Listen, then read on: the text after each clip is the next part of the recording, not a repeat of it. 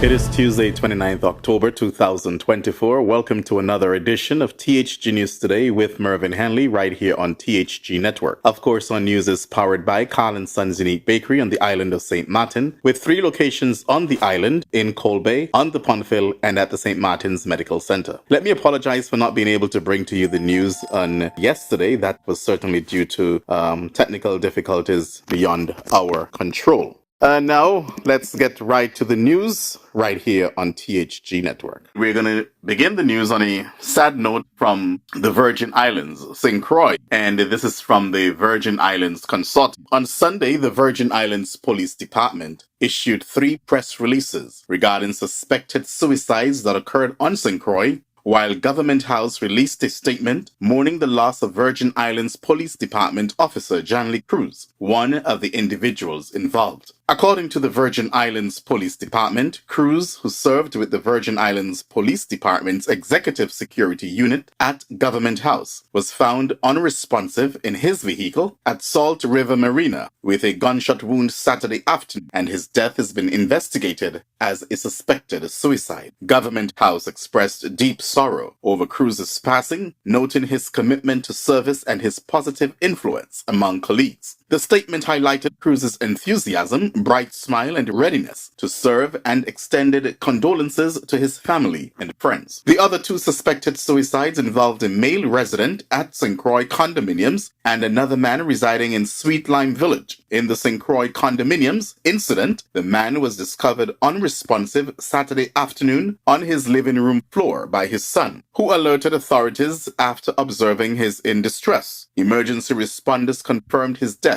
at the scene. In Sweet Lime Village, the second male victim was found deceased Friday afternoon in his residence after a wellness check was requested. Responding officers and paramedics found no signs of life upon arrival. All 3 incidents are under active investigation by the Virgin Islands Police Department, with autopsies pending to officially determine the causes of death.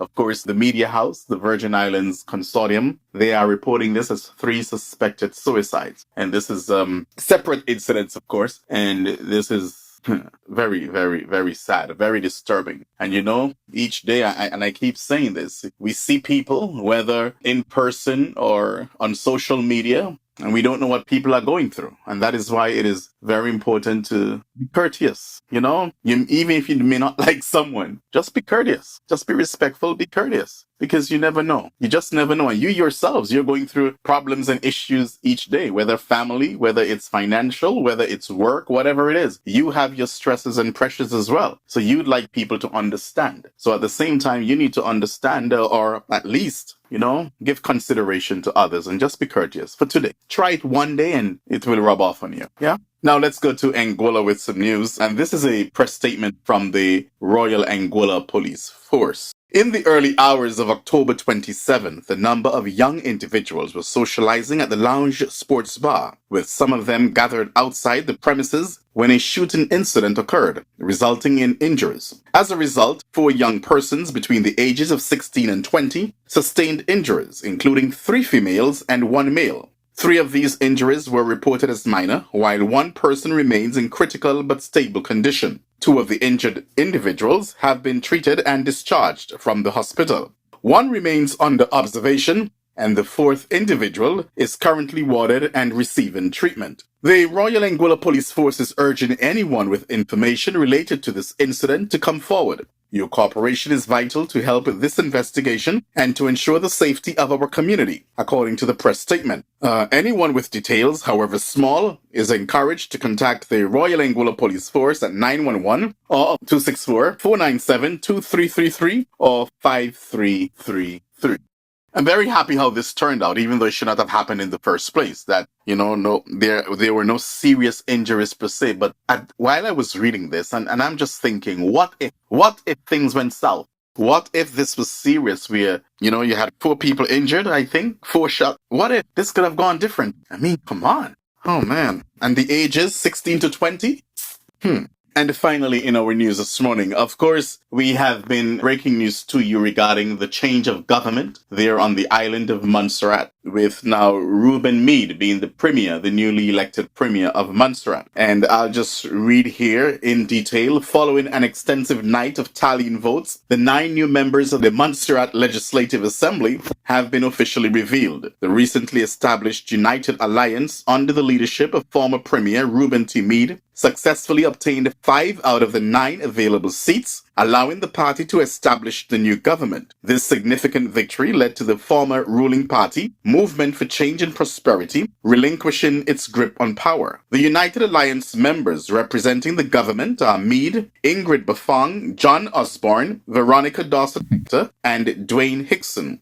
The opposition consists of members from the People's Democratic Movement, Paul Lewis, Donaldson Romeo, and Nayoda Mulcair. Joining them is Creston Bufang of the MCAP, the former Minister of Agriculture, who has garnered the highest number of votes for the second consecutive election. The polling stations saw a voter turnout of 2,338, which accounts for 67% of the 3,464 registered voters. A total of 2,295 ballots were accepted, while 43 were rejected. And during the lead up to the election date, I remember on the campaign trail, the now Premier Meade, in opposition, he stated, listen, we have no time. We just want to get in to roll up our sleeves and do work. We have no time for no grand fete, no grand ceremony. And so say, so done. You know, pomp and circumstance, as we call it. You'll find thousands and thousands and thousands of government dollars just wasted on an quote-unquote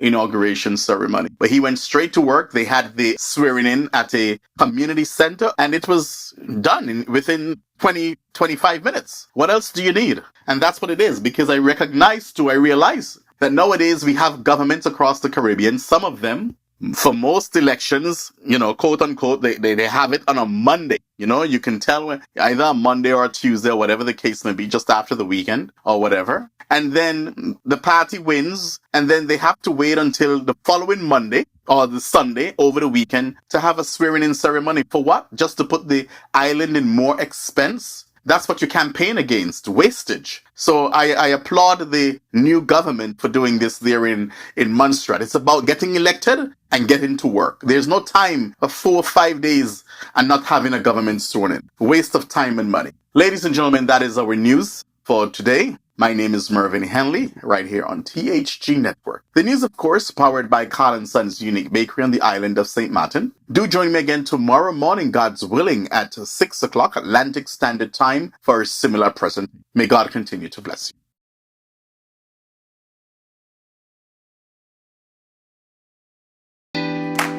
Carl & Sons have been serving the people of St. Martin for over 40 years. And the food and service get better and better.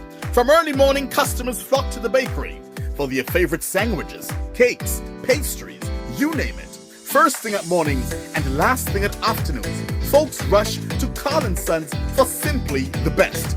There are 2 locations, Colbay and on the Punfill. In Colbay, the opening hours are Monday to Friday from 6 a.m. to 6 p.m. On Saturdays, 6 a.m. to 5 p.m. And on Sundays, 6:30 a.m. to 10:30 a.m. and 2 p.m. to 5 p.m. Opening hours on the Punfill, Monday to Friday, 6:30 a.m. to 6 p.m. Saturday and Sunday, 6:30 a.m. to 1 p.m. We also cater for weddings, parties, special events, whatever the occasion. It's Carl & Sons. Our staff, we are always happy to serve you. Call us today, the Colbay location, 721-544-2462. That's 721-544-2462. Or in Phillipsburg, 721-543-1059. That's 721-543-1059. It's Carl & Sons Bakery. We are here to serve you.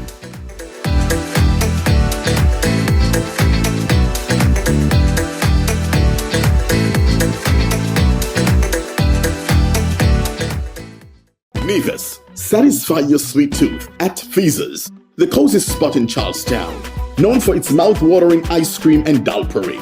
We are open Monday to Saturday, 8 a.m. to 5 p.m. Come in and sample our patties, sandwiches, air-fried wings with fries, hot dogs, rotis, and now our famous smoothies. in all flavors, of course. And don't forget to try the famous bus-up shot and saltfish. It's Feezes, located at the entrance to the Cotton Jewelry Mall in Charlestown, Nevis. They're also available by phone, so place your order by calling 1-869-665-2458. Don't ask about the rest, just try the best.